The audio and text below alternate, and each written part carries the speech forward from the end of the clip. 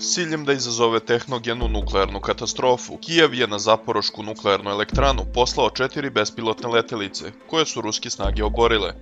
Kijevski režim i dalje provocira, stvarajući opasnost od tehnogene katastrofe u Zaporoškoj atomskoj centrali. 29. avgusta na teritoriji atomske centrale ukrajinska vojska je koristila 4 udarna drona. Sve dronove je presrela ruska protivvazdušna odbrana, rečeno je u ministarstvu. Jedan od dronova je, kako je precizirano, pao na krov zdanja specijalnog objekta broj 1, u kojem se čuvaju nuklearno gorivo američke proizvodnje i čvrsti radioaktivni otpad. Materijalna šteta i ljudske žrtve su uspešno izbegnuti.